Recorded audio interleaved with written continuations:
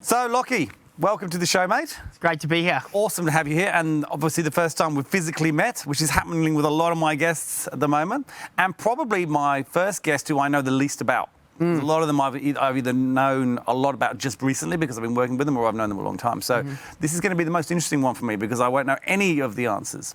But Don't know me from bar soap. I know you from bar soap. Well, just a 25-minute Zoom the other day, right? So. First up, why don't we talk about iyarn and explain to our audience, and I think I said that right, what that platform is, what it does. Yeah, so iyarn is a platform that facilitates safe spaces for people to check in with themselves and others. And that comes through the native app that we have, both on Apple and Google Play, but also web-based platform. And it's essentially a life wheel, and you can customise the segments however you like it to be to check in on whatever it is you want to check in on. Yep, cool, very good. And let's talk about, it's pretty early stage, right? So how old is iyarn now? The journey of iyarn, I'm sure we'll probably unpack in the interview, but it's kind of been something in the back of my mind for a number of years. I kind of went and registered the business in 2017, and then it wasn't until, just 12 months ago where I've gone in full time and really kind of got into the tools to create the platform that it is today. Right, so you're 12 months in.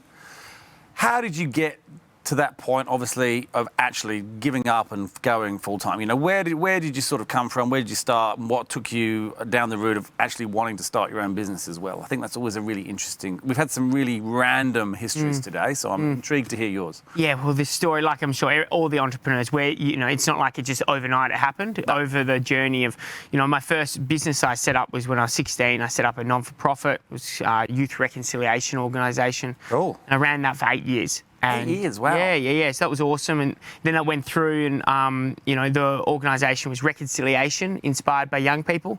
And long story short, through that journey, I was very lucky as a non-Aboriginal, they call us Gadias, white fella, in the Kimberley, and an Aboriginal family said, all the work I was doing in the community was important that I got adopted, culturally adopted. Wow. And that's where I got my name, Binjali.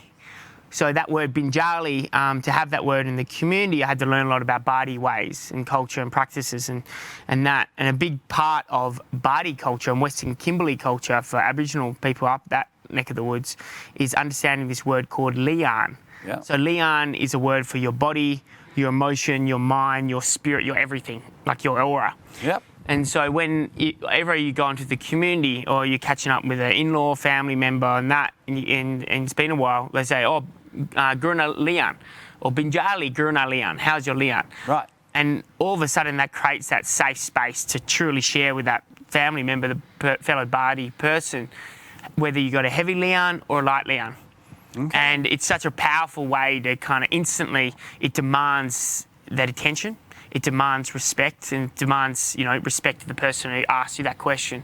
Because what I was finding in our Gadia world, a Western world, we don't, people say, the pleasantries, how you going? Yeah, good, mate. But no one cares and no one really answers, right? It's not a real answer. Everyone always says good or tired or whatever, but it's not like that level. Exactly. It's like true leaning in because there's so much, thousands of generations of context behind the word Lian. Yeah. So you're disrespecting culture, your family, your community if you're not going deep and sharing what's really going on.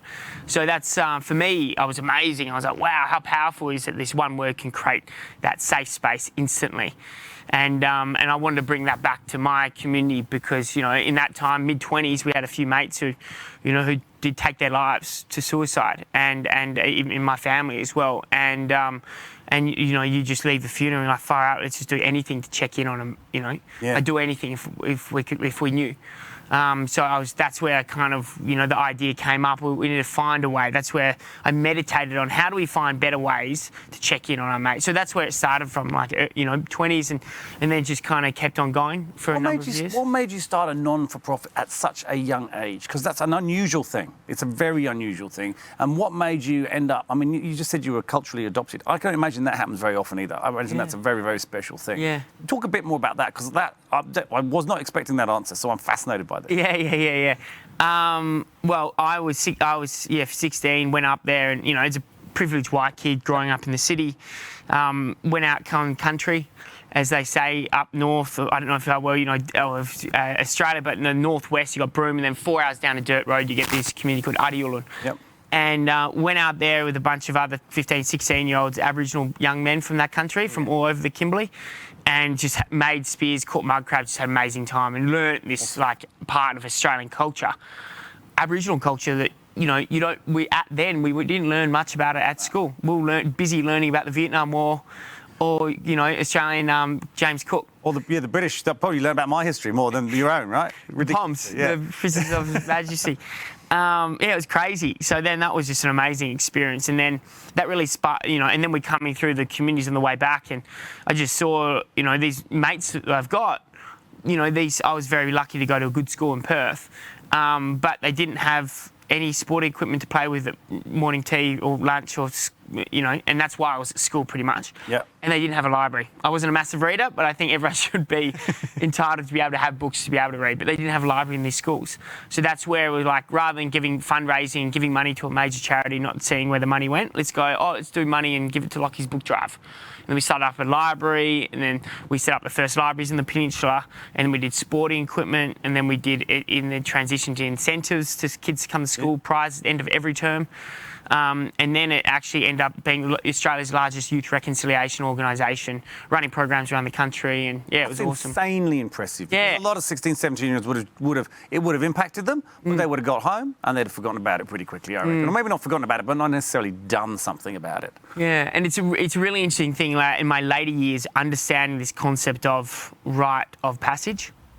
So, that age and you're very influenced, that transition from boy to man. And that's about 15, 16, right? It generally, for boys, it's a bit older than girls. Girls, yeah. Girls tend to mature a bit earlier. But, there's a few little things, exactly to your point, they haven't experienced, they'll go back to their old ways. Yeah. There's a few little things that if your community can get around you enough, it empowers that individual to continue that journey. And I was very fortunate to be surrounded by a lot of great mentors in that phase. That's awesome. It's really awesome. Cool. So you did that, and then what happened? You're running this non-for-profit. Were you working as well, or were you just doing that? Mate, I went to university. Yep. But ICL was a full-time gig. Did uni, but then also I was in the Australian kayaking team. So I was in the Australian flat water sprint kayaking team, and that was a great experience. Just kept discipline, kept me off the piss while I was at uni. Which is not an easy thing to do while you're at uni. Well, yeah, it's funny. What did you study? Business, commerce, pretty straightforward. Just P's get degrees, as my godfather said. But I look back at it now, I probably could have, applied myself a bit better. I'm sure we all could look back on many things. We could have applied ourselves on better. But, I look back, though, I was setting up a business, and all of a sudden, we got major sponsorship from Shell, for major oil and gas and mining resource industry in WA. A lot of big projects were coming online then, so we were fortunate to reap some of the benefits. So that's how we could scale up the business. And competing, that would have given you a nice little platform to be able to promote it as well. At that level. I mean, that's top level competition. It's no easy feat. Yeah. Well, before the London Olympics, I caught my arm, so all of a sudden everything just stopped. And that's where some of my mental health challenges initiated. But then I ICL was amazing for that. Went in, did the organisation, still running today. But then it got to 25 and it was like, hey, it was youth run, youth led. So I set up the rules. I'm too old to run it. At 25. Yeah. So it was I look back and I think, it was great, because a big thing that can happen if you go so immersed in this initiative, it's so much of my identity, all of a sudden, it's this issue between, your identity, is it too much your work? You've actually got your own identity as well. Which is what a lot of athletes struggle with, right? Huge. Yeah. And then business owners as well. All of a sudden their whole life is work. Where there's, and the big part of their personality is in their work. We're so passionate about it. Like I'm sure yourself and myself, I'm super passionate. It's a big part of who I am, but it's not all of who I am. It's, I had a year where I sold out of a business before I started Nudge, where I didn't work. And it was not, you think it would be awesome, right? But it was not an easy time at all. I found it very difficult. And it affected me massively mentally, far more than I could have possibly imagined, because you go from this thing that consumes you. I'm lucky, I've got kids and a family, so that's kind of where it went. But, they go to school. So again, I just had all this time. And I've got to say, if I reflect back on that, I probably could have applied myself better during that time as well. I went on a lot of lunches, which wasn't overly productive. So, yeah, I think it's an interesting topic. Yeah, and but yeah, all that journey, and then from there. But the question, making that transition, I did another business out of that. I guess the question you asked me earlier was like that big transition phase. So the big transition for me after running a reconciliation organisation, I realised, a lot of the work that we're doing is like, this education is a big thing. It's a big societal challenge. Yep. But then I was fortunate enough to attend the G20 when it was here in Brisbane. Oh, cool. And all that dialogue globally, all of a sudden you get out of your small bubble of Australia and you start going out around economic development on a global sense. And really the way to get people out of poverty on a macro level is really economic advancement, development, and through jobs in the economy, right? So then all of a sudden my consciousness shifted to, a big part of education reconciliation actually into job creation. Interesting. And job creation, I found, was like all of a sudden we can create more jobs. It's going to create more good, because you no matter what challenge you throw at someone, their number one priority. You got a gun to someone's head. It's just putting food on the table for their family, their kid. Yep. That's the priority. No matter, nothing else matters. Yep. And if you get a job, that can help that, and that's social determinants. So then I teamed up with a mate from school and who was over in Sydney at the time, and we're like, what's a quick growing business in Australia? Uber. Yep. And then we realised there was a big gap in the market, that there was a big, all of a sudden a lot of people wanted to drive for Uber, but actually not enough people could drive for Uber because their cars weren't at least 8 years of age or over 8 years of age. So we provided them for vehicles for rent. And so we went from zero, I onboarded the first cars, in WA and Adelaide, set up the operations there. We had 50 cars at the end of 2016, and we ended up having 1,800 cars in 18 months. That's massive. Yeah, and then we did a fundraise and grew to Canada in the UK. What was that called? It's Splend. That's it. Yes, I've heard of this business. Yeah. Chris would be a good person to have on here. Yeah. We'll come back to that. Yeah. We'll talk about that after. So, and did you leave that? Are you still involved with that? No, I left that end of 2018 because really I've been, You'd already registered this business then? I had, yeah, and I've been populating it with a few groups because I was actually, engaging with a few people. Yep. I was always doing a few, and Chris is super aware of this, like I was a bit of a advisor and mentor to a few different family offices and things like that over the years. Talk to me about that, yeah. And this is where I was actually using the iyarn concept for the families. Yep. Because you got like the matriarch of the family, and then you got G1, G2, G3, G4. Yep. You got 54 family members. Where is everyone at on the values of the family? But then also the businesses. Yep. How aligned are the staff in the businesses to the family values? Yep. How do you keep everything coordinated in a simple way? And this is where I started to realise there's a real power in this concept of simplifying conversations through one check-in with that life wheel concept. Yeah. Yeah, well, you demoed it to me. It's cool. It's a beautiful looking product. Yeah. Or actually, yeah, because what I've kind of now I'm finding challenging is, like I say, creating safe spaces, but it's really the visualization. So what iyarn is, imagine a bike wheel. Yep. And the outside of the bike wheel is the rubber, and then you got the spokes of the bike wheel. Yep. And imagine a spoke of the bike wheel is an area of life or work that matter most. 10 on the outside where the rubber is, and 0 in the middle. Yep. And then you're going and plotting yourself where you're at in those areas. Yep. So both personal or professionally. So you can have family, friends, relationships. It could be values in the organisation, performance review, whatever you want. It looks like a circular bar graph, really. Is that Exactly. the best way? Yeah. Yeah, they call it like a radar graph, bar graph works out. But yeah, it was just so bizarre because Tony Robbins has been running around the world for the last 20 years using this as a core bit of his product offering. The life wheel, Tony Robbins life wheel. And it wasn't an app. There wasn't an easy way to do it. It was just a clunky Excel system. I was like, let's turn that into an app. And that's what we've kind of done. It's awesome. And you're loving it? It's been great. Yeah, really enjoying it. Where are you at with it right now?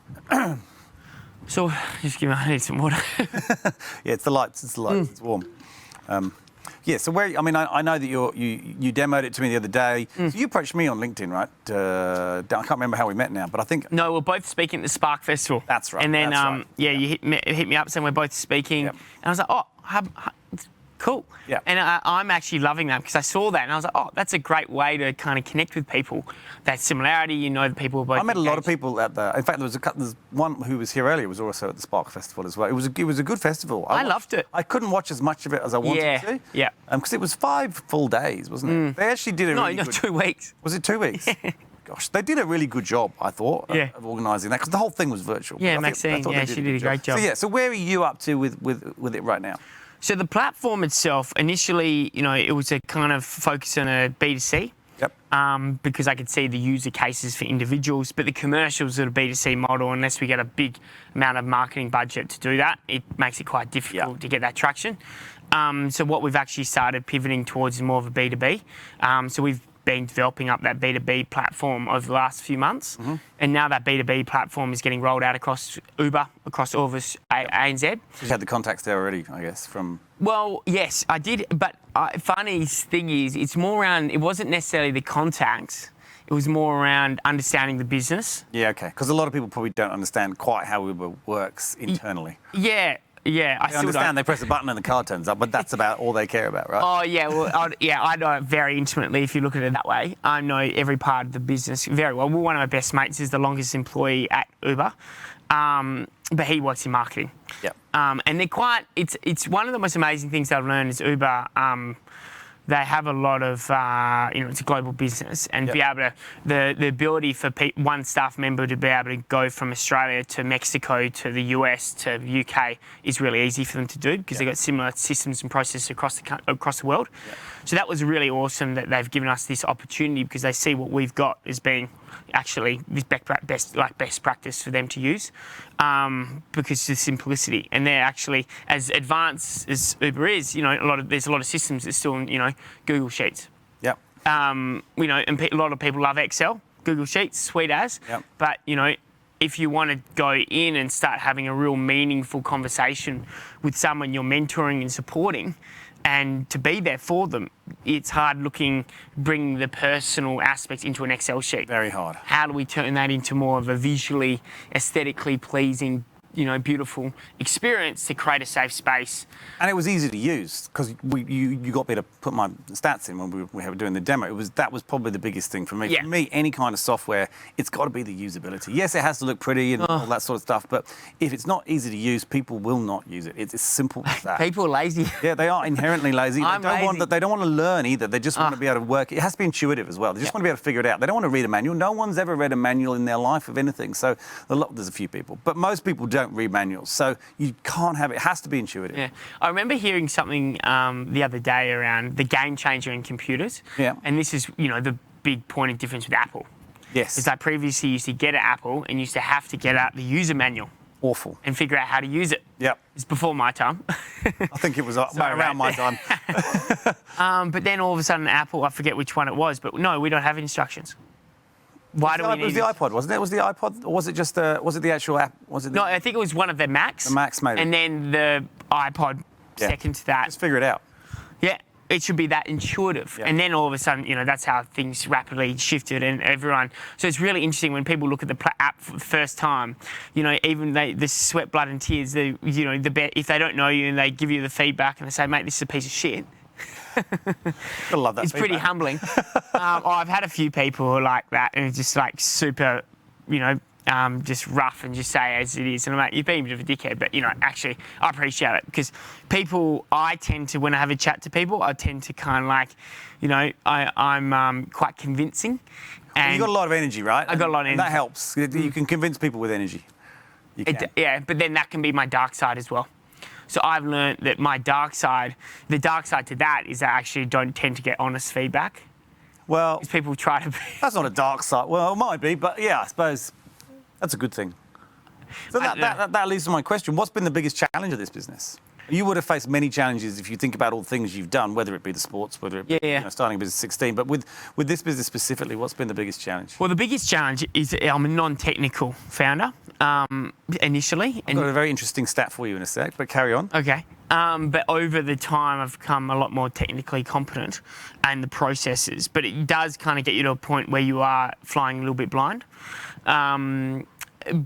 and I'm looking forward to this stat because it may influence what I'm about to say. But yeah, that has been. I'm not going to tell you till after. Yeah, that has been one of the big challenges for me initially, and the way I kind of I've overcome that is really through resources. Yep. I think as a non-technical... What do you mean by that? Well, as a non-technical person, what I've observed is that as a non-technical person going into performing a tech product, SaaS platform, app, whatever it is, you're trying to find a co-founder. They've got all the upside because they've got the skill that you need, but you don't necessarily know because you're technically incompetent around their full capacity. Incompetency, because there's so many different ranges of technical competency. Yeah. It's not just, I'm a CTO, I've been working in technology for the last 20 years. Their ability to implement what your specific needs are is different. Have you got a tech co-founder? I do now. Okay, interesting. So this stat, I don't know whether you'll be happy Well, with that. it's kind of like, it's more, wouldn't say it's more of a founding team as opposed to this is founder. good. You're going to like this stat then. So earlier today, because we obviously film a lot of these in a row, we had Luther from Blue Chili. So Luther runs Blue Chili. He was one of the most fascinating gentlemen ever.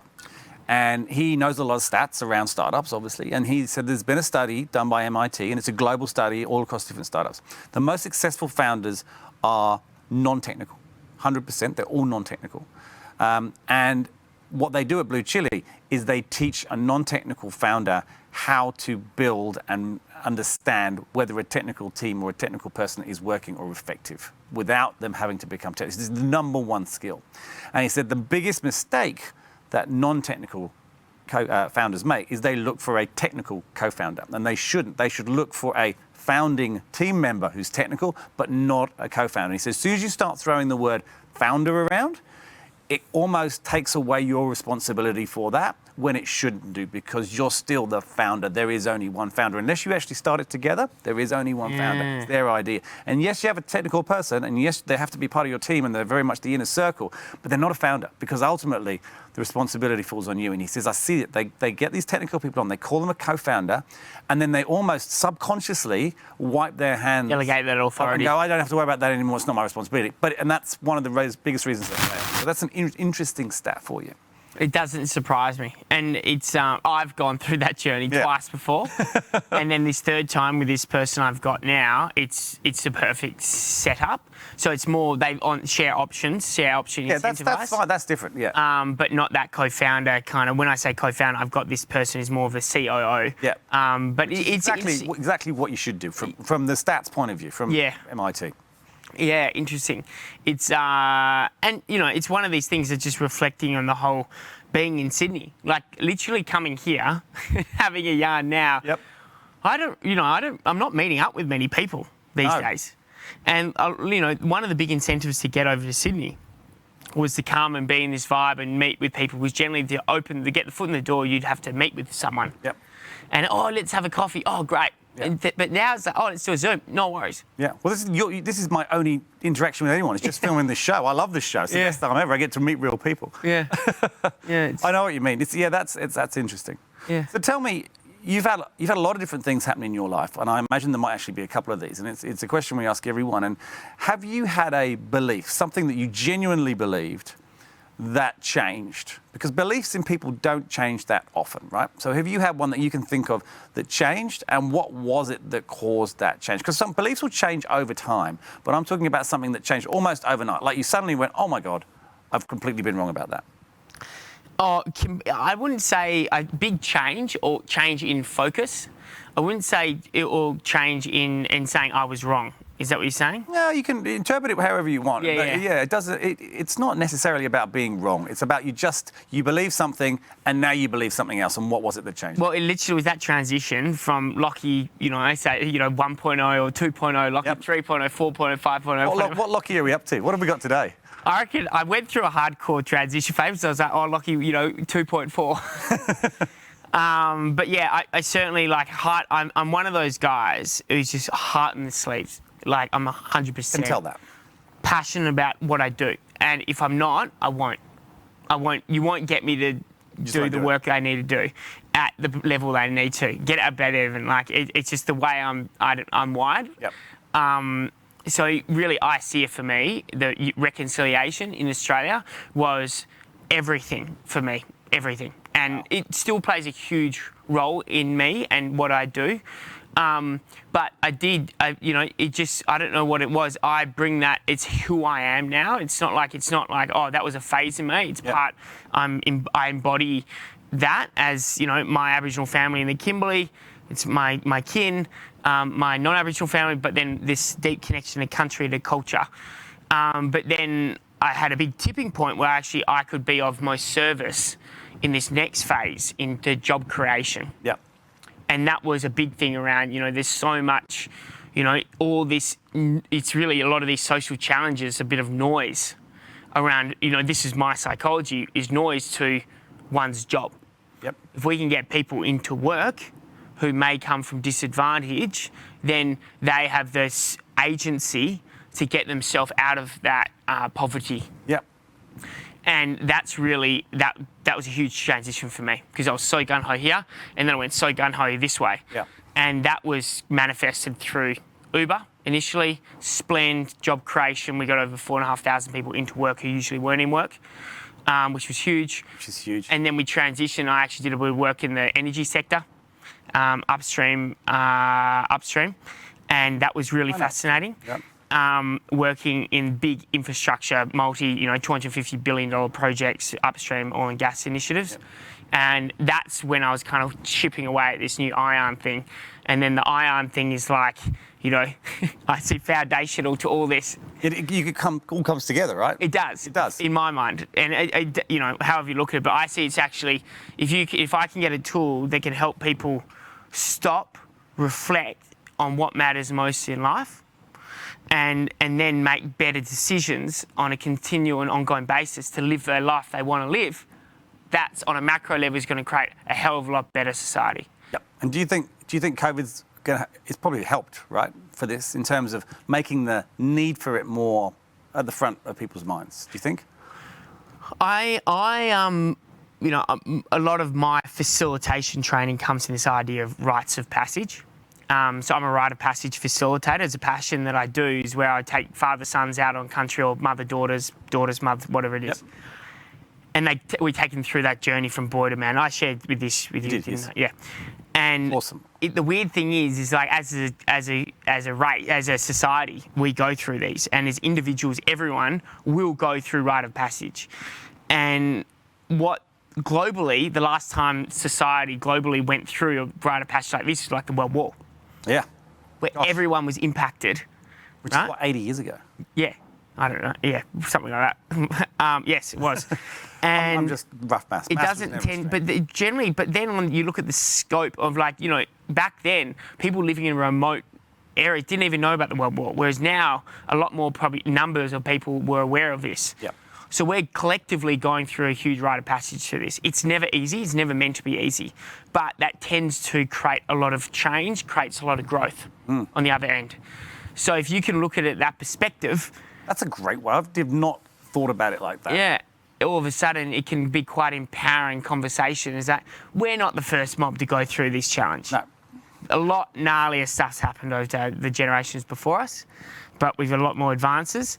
And, sure, there are a lot of mental health, on a very micro level, there are a lot of people who are in vulnerable situations who aren't able, who are challenged to, who aren't in vulnerable situations, to be able to get themselves out of that rut of the stress, anxiety, financial hardship that is physically is a real issue on them right now. It creates a lot of stress. Yeah. But the intention of what iyarn does builds resilience, it gives perspective, builds self-awareness, and it helps you get over that rut, over that gap, over that challenge, over that hurdle, and then get to that new version, that better version of you, your family, your business, whatever it is. Yeah. Are you going to sell it to schools? Yeah. So schools are using it now. That's awesome. They're loving it. They're very big. I've got a 12-year-old and a 10-year-old. So I know what's going on in the schools. And the resilience training and the open mindset and the growth mindset and all this sort of stuff they're teaching now, which we had to read about if we wanted to, right? It's amazing.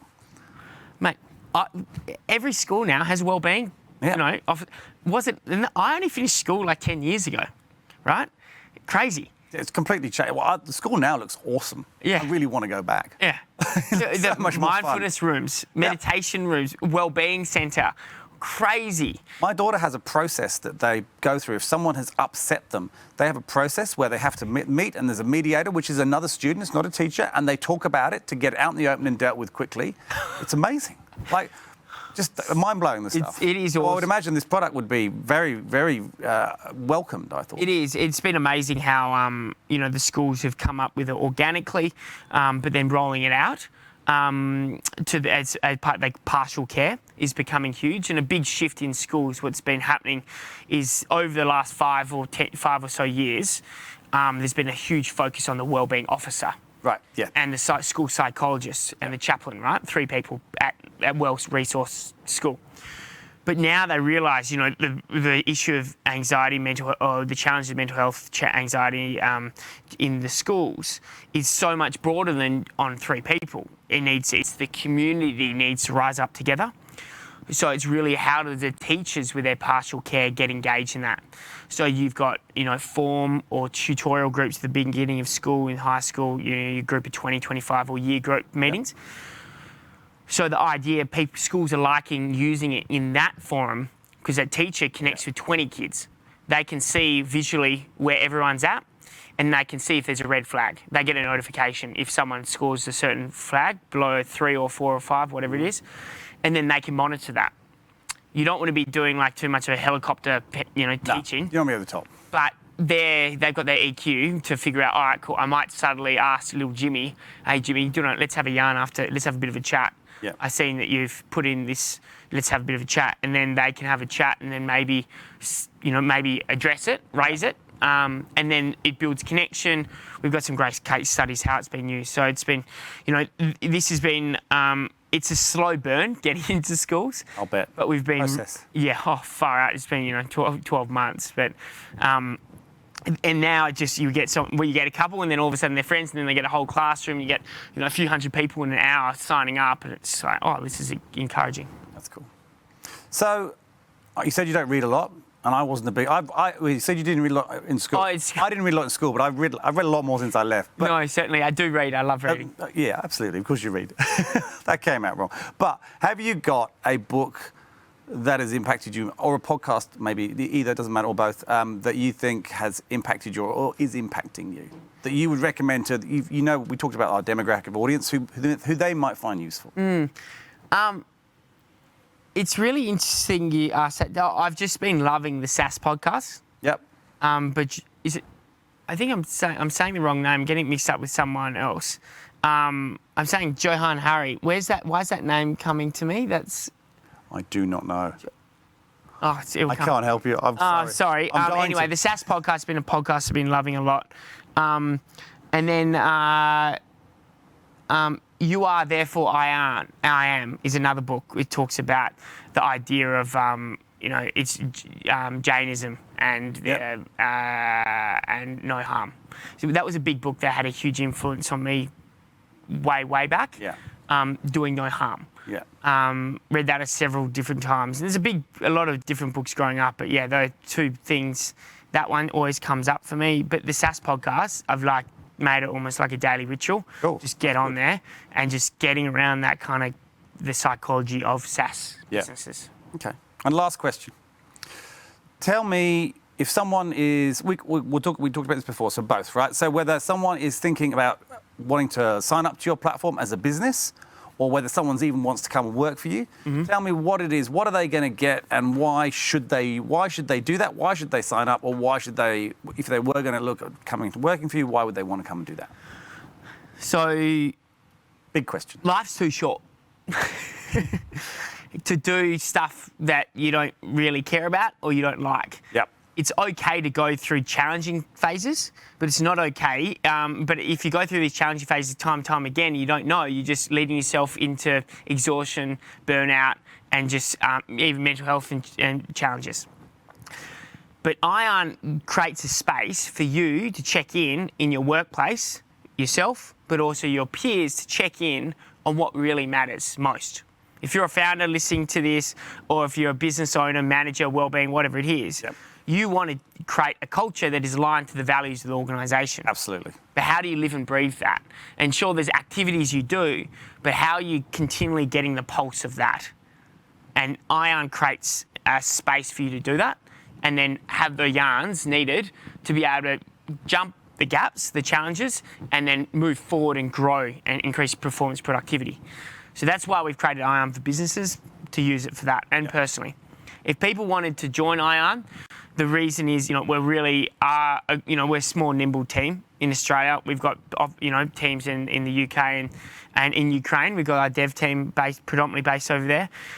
Where we're at right now, we're a very vision-led organisation. We're set up for a lot of growth. If we meet, a couple of these key milestones over the next few months. So if you're interested to get involved, and you've got some skills you think we could be useful, we've certainly got a space for some people who've got are quite innovative and willing to, have a crack and give it a nudge. I love it. Lockie, what a fascinating story. And like I said, because I didn't know you that well, it's even more fascinating. But wow, I wasn't expecting that. It's amazing. What a really interesting life you've had. It's really. I'm incredibly impressed with what you've achieved over your life. It's outstanding. Oh, mate. Well, I think everyone has their unique stories, and I really appreciate you being able to share mine. Yours is a cracker, mate. Thank you very much for coming on. Thank you. Cheers.